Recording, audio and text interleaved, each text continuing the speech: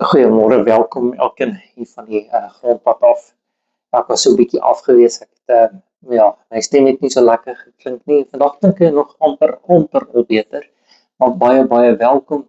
En vandag wil ek gou met julle aangaan op ons hierdie week se tema wat ons deel 2 gehad het. Vandag deel 3 en ek wil graag met julle voortgaan. 1 Johannes 4 vers 16.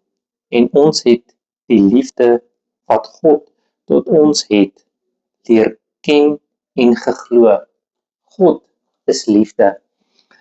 Nou hoekom hierdie gedeelte vandag, want ons onderwerp vandag is liefde meer as hormone.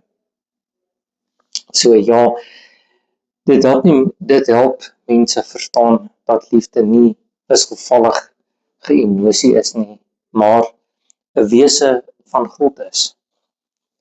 Ons self binne in jou woon.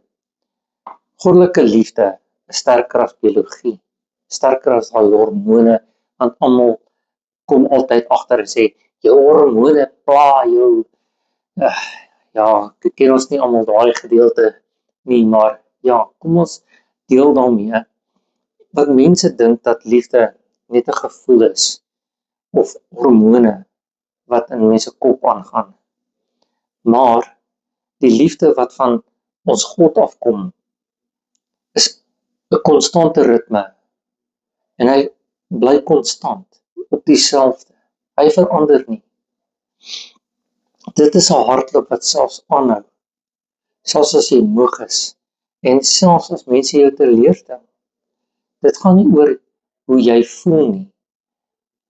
Dit gaan oor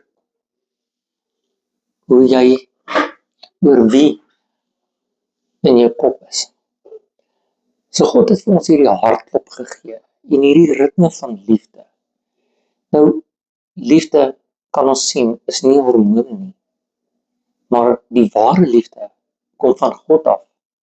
En mag hierdie liefde wat jy in jou hart het en God vir jou gee, net tot uitbring van sy koninkryk.